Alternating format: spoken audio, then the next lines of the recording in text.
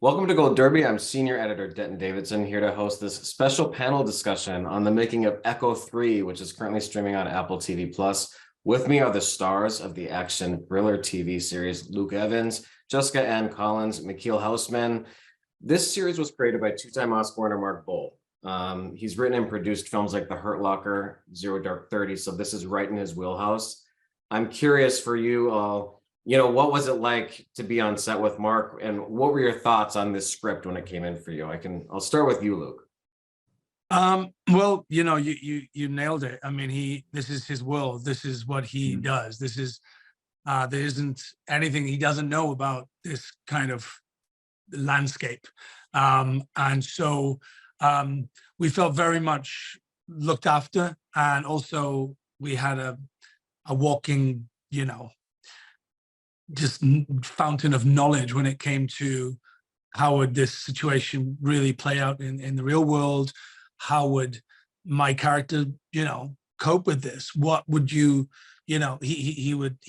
done a lot of work. And I think if he was here, he would probably tell you, like, he enjoyed the fact that it was such a long 10 episode kind of story, because it means you can really peel back the layers deeper and deeper and deeper. And as we went along, the story was adapting to what was going on. It wasn't just scripts are here, do them, we're done. It was they morphed constantly, and that was exciting as well. But yeah, working with Mark is, on this kind of story was it was the best thing we could have had, really. And Michiel, Mark was a journalist. I mean, he started off his career as a journalist that was in war. He was part of the Iraq War. So what was that like to have his experience in the scripts? I mean, what did you learn discussing things with Mark about this?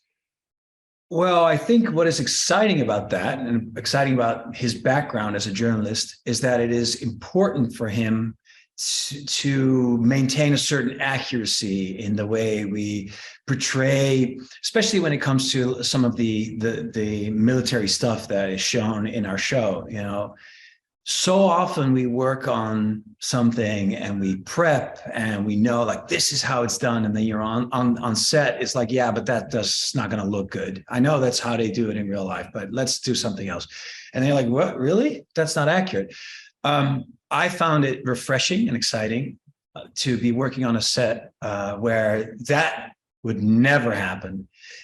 If this is the way that, these special forces operators would move through a market, then that's how we are going to move through this marketplace to find a target or whatever, And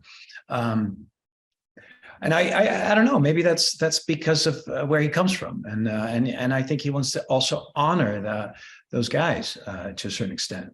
Do you agree? As did we, right? I mean, we also wanted to do our job as authentically and as real as it could be, and we had many eyes on us, not just Mark and the director, but, trained forces were with us, elite force members that were watching our every move, and sometimes it was exhausting because they would constantly be, just tweaking us or just pulling us in the right direction or giving us a little bit of inside knowledge or something that would just help us in this moment, So, yeah.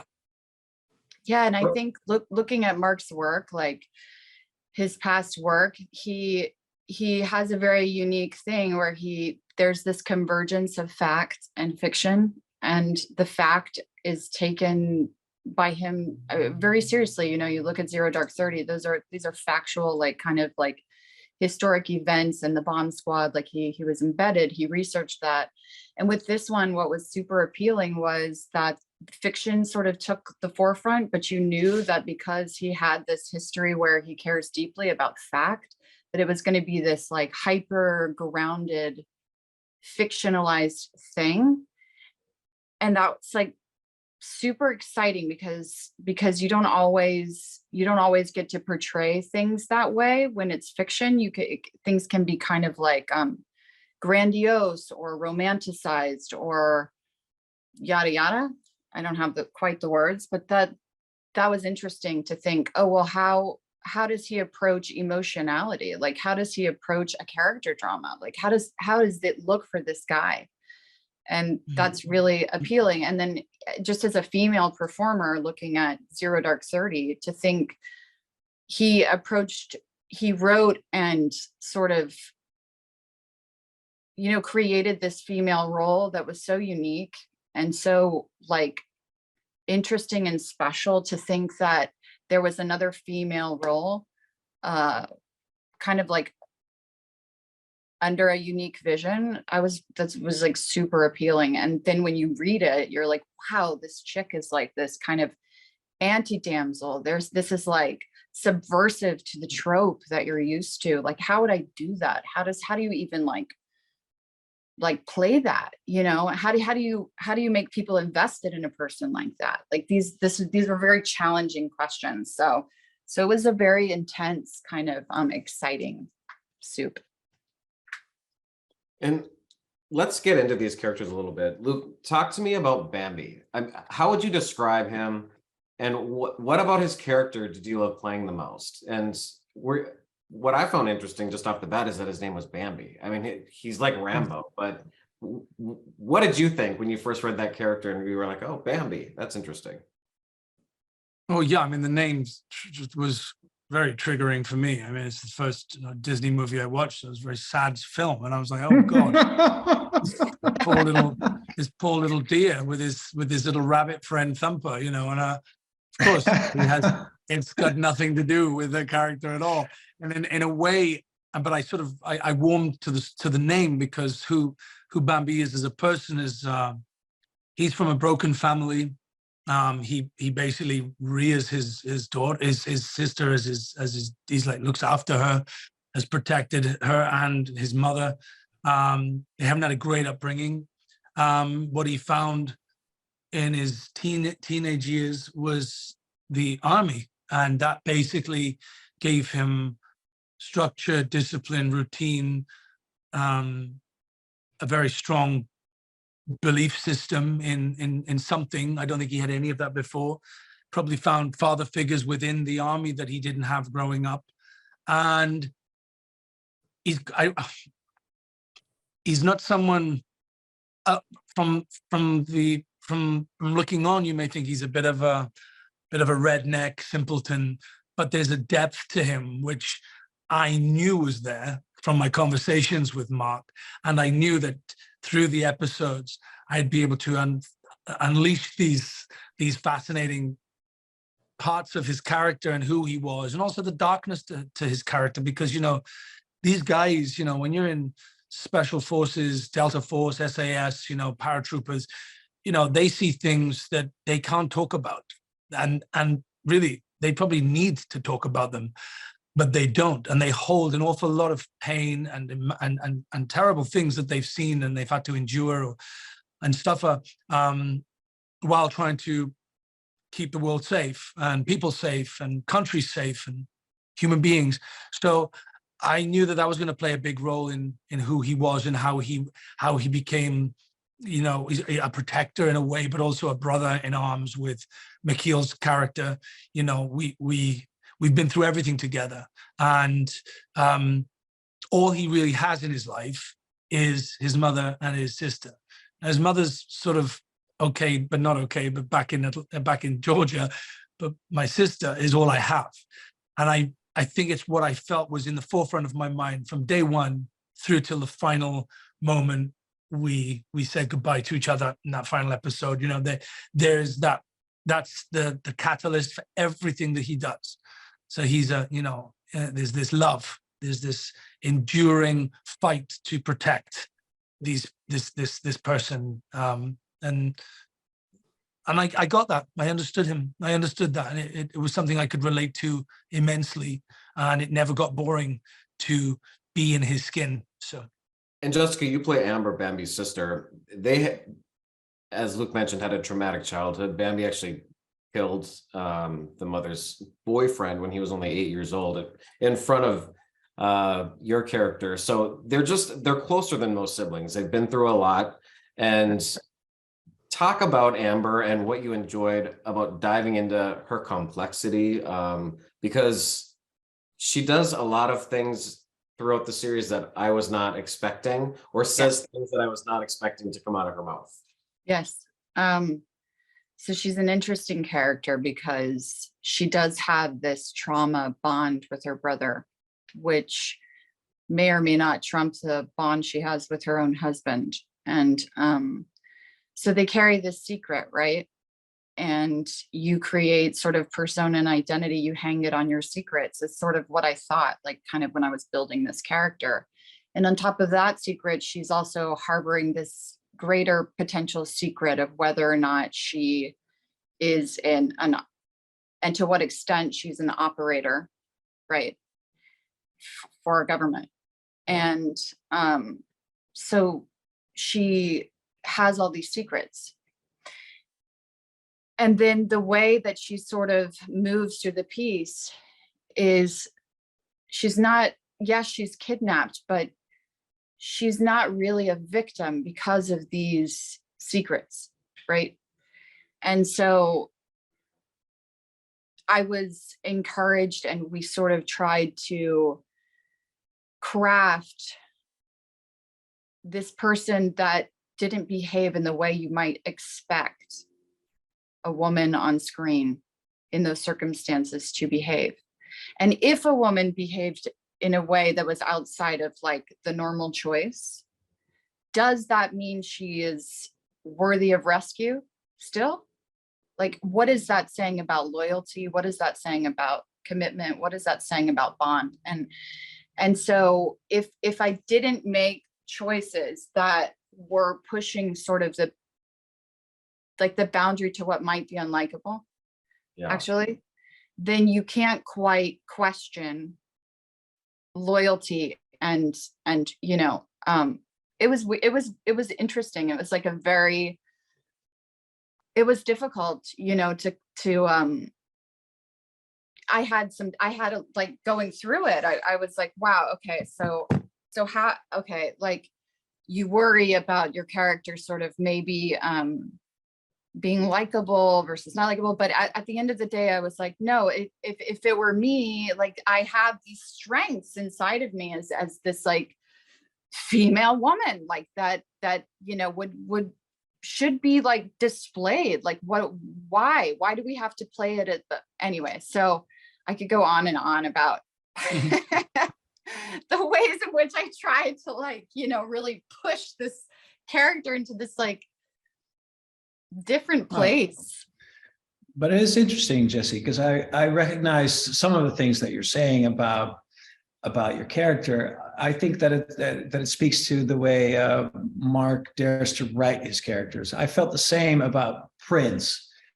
He's not per se a very likable character. You know, he's a very flawed man, I think, and you know, so I also had a moment of that it would cross my mind, like, is this something I need to worry about? Is the audience going to care for Prince, which of course in the end I want, you know, but I do think that is a testament to the writing, and I think that allows us to go somewhere, you know. Yeah, and what was sorry to interject, but like what was kind of surprising about like kind of finally seeing the finished product is kind of because of all of those like things we brought to it, things Mark brought to it, there is like a little bit of a morality to the piece, which, you know, is really kind of very interesting, like when I really look at it, and that wouldn't quite exist without these what would you call it, like I don't know, I'm over philosophizing, which I like to do. But yeah, but it is such a loaded show. Like if you really look at it, it's so elevated. Like you could really look at it, like I feel like you could write a paper about it or something. Like it's really elevated, really. And I'm just really proud of it. And Michiel, your character Prince comes from, you know, a wealthier family than the other two. So he's sort of carries himself a little differently. Talk about, That's why it's called Prince. yeah. So talk about, how you came into that character. Also talk about Bradley Whitford as your father. Was like, oh my God. Bradley was so much fun to work with. Geez, such great energy. And no, I really, really had a great time working with him. But the fact that this character, Prince, happens to be coming from the top percentile of wealthiest Americans, and could become anything in life, become CEO of some big corporation, or try to run for senator or something, right? Which either is discussed at some point in the show. But he chooses to be part of to join the military and become part of the special forces.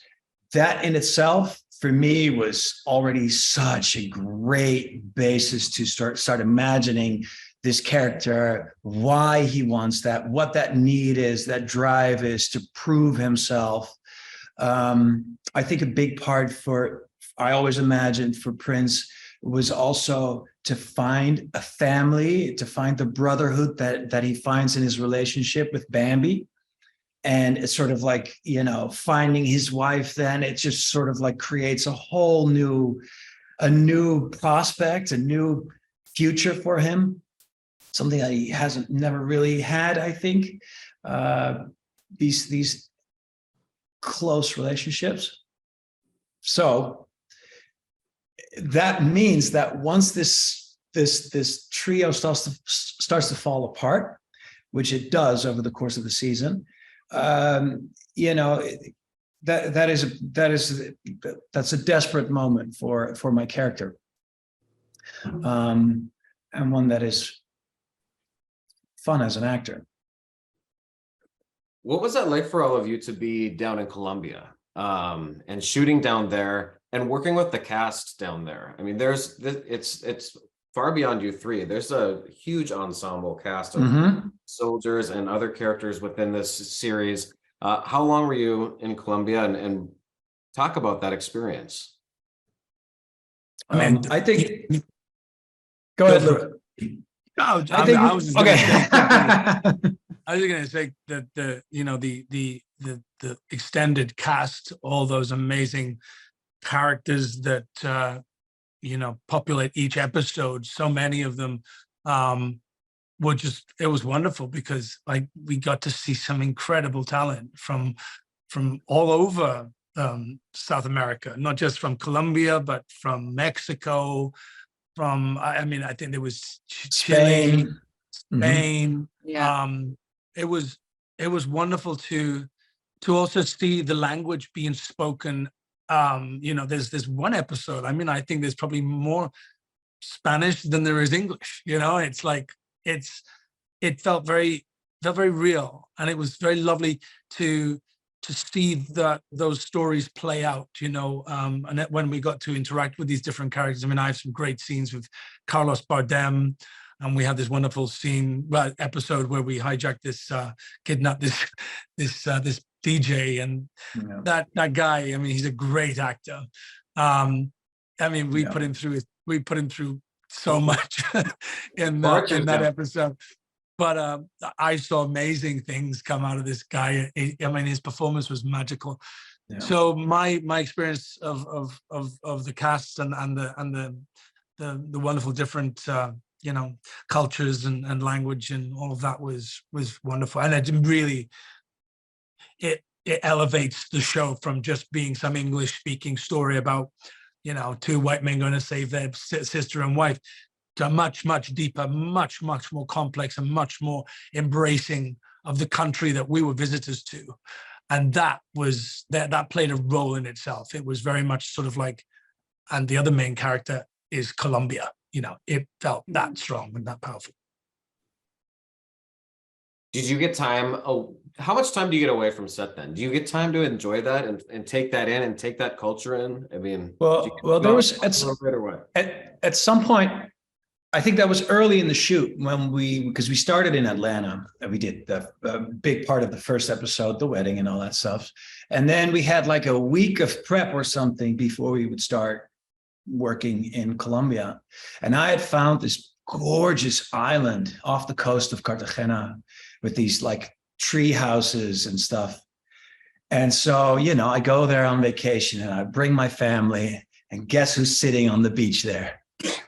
That guy. So even our week off, we would spend together. I didn't get them. Oh. Yeah, it was. We clearly got the same. We Googled the same place. Yeah. Yeah, that'll do. Yeah, that'll do. Yeah. No, we but get we had an downtime, amazing time.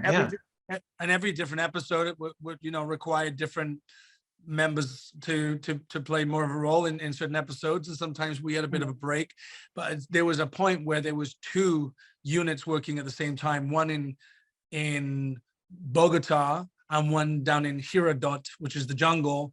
3.5 hours through mountains via, and 2 different film sets going on at the same time, and that was, excuse the expression, like a mind fuck for everybody.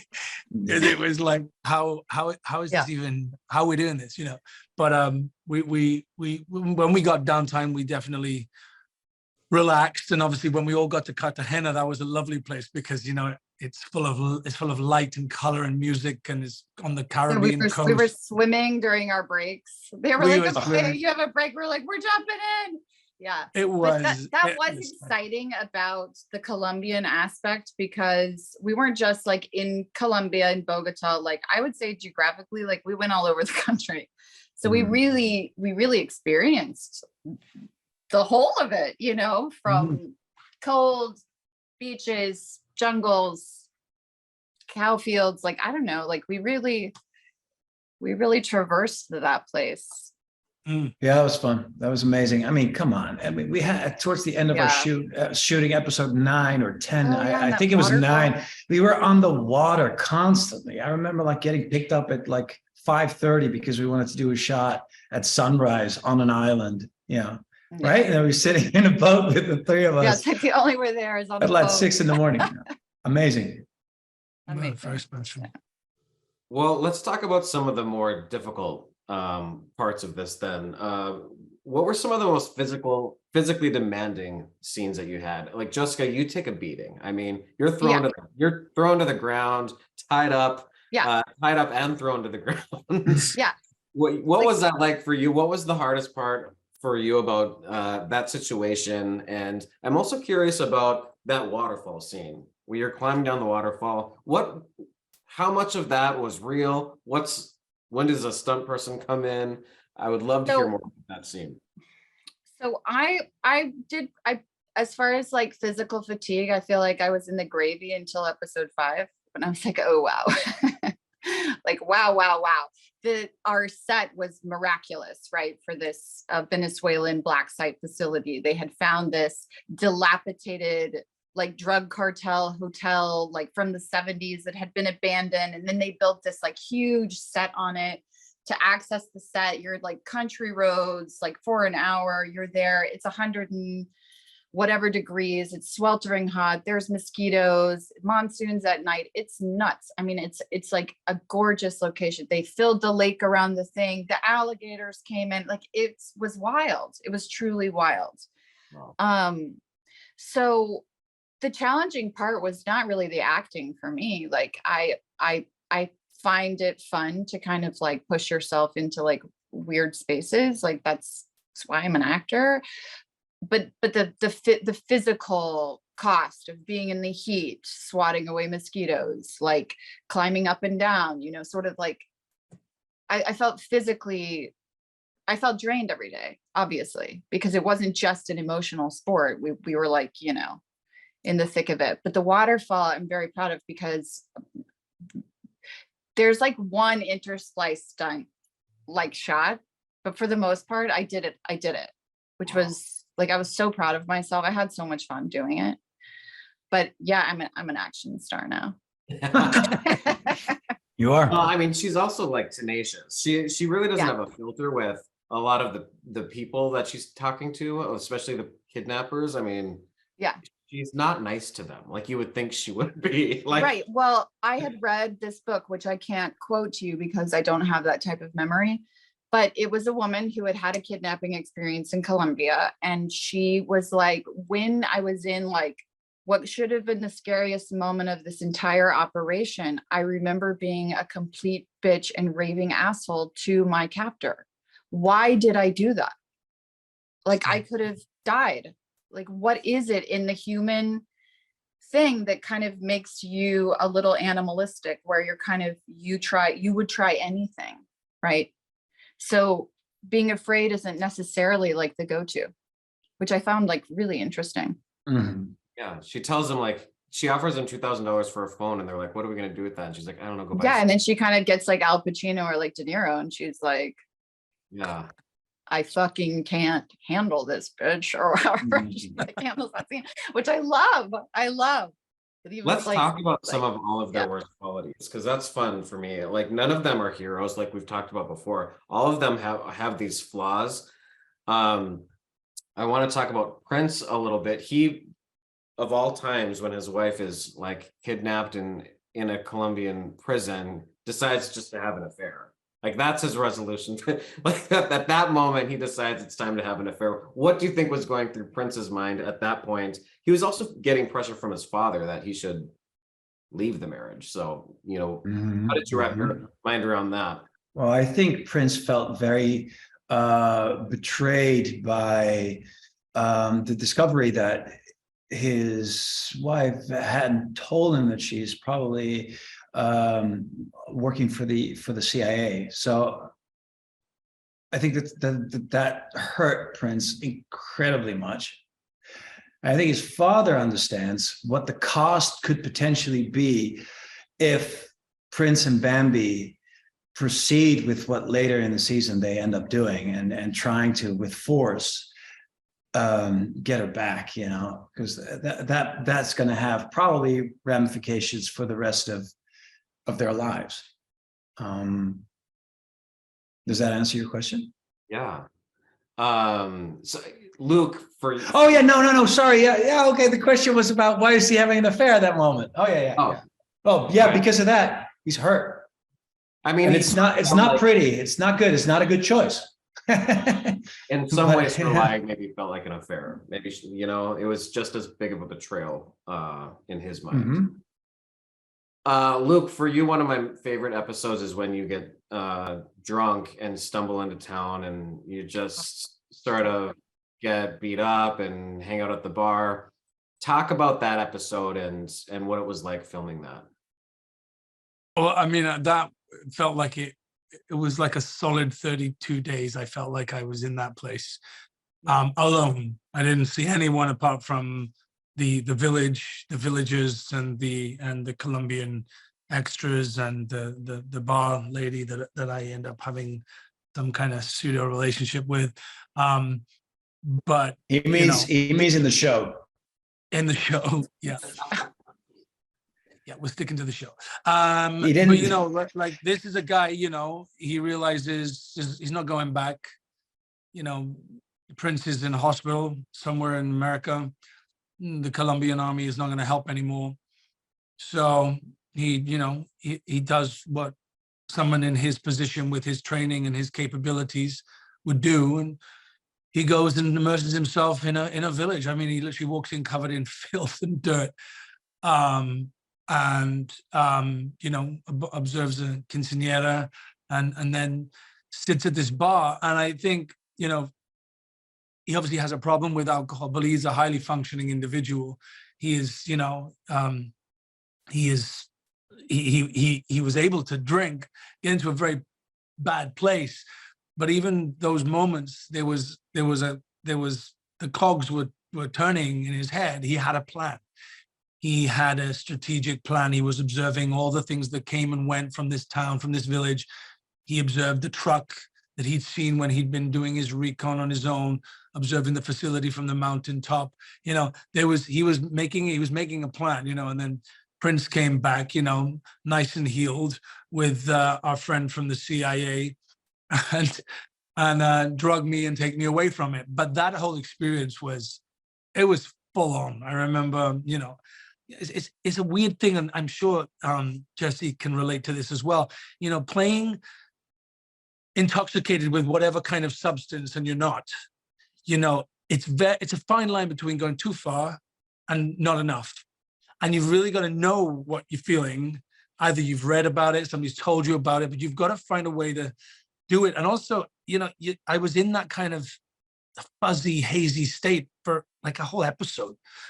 Every time I came to set, I sort of had to leave my, compos mente human being in the trailer. And just this, it's exhausting doing that all day long in that heat, but also drinking and having to feel like I'm getting worse and worse, more and more drunk, more and more loose, more and more dangerous, and, putting myself in possibly different situations, which I may not be thinking as methodically as I would if I wasn't under the influence. But yeah, it's one of my favorite episodes that I'm in. Yeah, I do like that whole journey, fishing and all that stuff, which we did.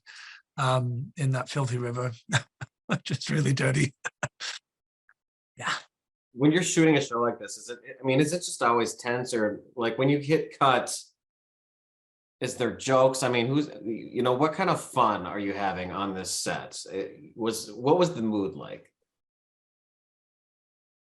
Well, I was always like, so sadly, I was with these beautiful, wonderful, joyful actors, Luke and Michiel, in the beginning. And then we were separated for most of the filming of the show, which was like so sad because we enjoy each other very much. And so it felt like 40 days and 40 nights in like the desert. Like for me, I had beautiful like actors coming in and coming out, and thank goodness, that was there. But I missed the camaraderie that usually happens on like a set, and until the end, we really got it. We like finally got it, But yeah, I think it was like leaving and doing whatever you needed to do to feel like happy, like eating a good meal, or I don't know. But what did you guys do when you were together without me? Now I'm very curious. Well, we'd hang, we'd have a glass of wine, maybe we'd have a little whiskey, and maybe go to a dinner or a lunch or something if we had a day off. Yeah, we made it work. But often, I think for all of us, we were knackered, we were exhausted, and so a lot of that downtime was not doing very much, just doing the bare minimum, and so you could revitalize and rejuvenate yourself for the following week and prepare for the next week. That makes me feel better. Routine. Yeah, that was very important. Whenever a scene allowed for a bit of fun in between, we would obviously try and entertain each other. I think back fondly of our scenes with Carlos Bardem. He's a great storyteller. And he cracked us up so many times, right? Oh my God. So many stories. Yeah. So many stories. And I will not repeat because he will need to tell them. Yes. I'm curious how you all thought, what you all thought when it was over, just in terms of what it was like to see the show for the first time, and also what it was like to wrap on set. For me, I love that last line where Prince says, "You're breaking my heart," and she goes, "There are worse things that could happen." I was like, oh damn, like she really she's really ready to go. She puts the knife right in there. So what were your thoughts on when you finally got to see the final outcome of the series, and what are your feelings on that? Seeing it is super heartbreaking. It's like super heartbreaking, and like I want to scream at like the entire audience and be like, but she's traumatized. Like, it's not over, like give a person space to heal. I don't know. Yeah. So it's sad. It was devastating. Yeah. But it's always something I really liked about the ending of our show, because maybe you would expect that, end good, all good. And it's quite the opposite. So I thought that was it's left cool. In a very interesting way, a very unusual ending, where you are left just thinking these three people, they found each other, but they're not the same people. This journey that they've all been on has now damaged something that may be irreplaceable or irretrievable. And I watching it as a, finally getting to watch the whole thing, you do get to that final episode, and firstly you're exhausted because these three people have been through so much, but you do think, well, where do they go? Like they've given up, they've lost, they've sacrificed, they've made huge mistakes, they made big decisions have been made. And where do these three human beings go? Do they go together? Do they go? I mean, it's like, it's real like mental health situation, right? These three people they're damaged. How are they going to heal, or will they heal, and will they heal together, or will they? It's like it left us with so many questions, which I love because I know that these characters have a very long way to go. There's a lot of interesting trajectories that these characters can go, and so it excited me, and I like the unusual nature of how the whole thing came to a close. Anyone else did, what will you take away from this experience? Final thoughts. Epic, unique, difficult, but rewarding. It's all in all, this was a year, almost a year out of our lives, we spent on this show, and you give it all you got, and it's very rewarding when people watch it. Yeah, I'd say if you're ever going to go to Colombia, just drop me an email and I'll give you a whole list of every restaurant, every bar, the people to meet, the places to go, the places to go dance, the things to see, and the places not to go, not to eat as well. Well, that sounds like listen, thanks to all of you for having this Echo 3 reunion with me today, and having a chat with Gold Derby about the making of Echo 3. It's streaming. You can catch all 10 episodes on Apple TV Plus, and it's a thrill ride through and through. It's truly an astounding show. So congratulations. Thanks for joining me. Thank you. Take care.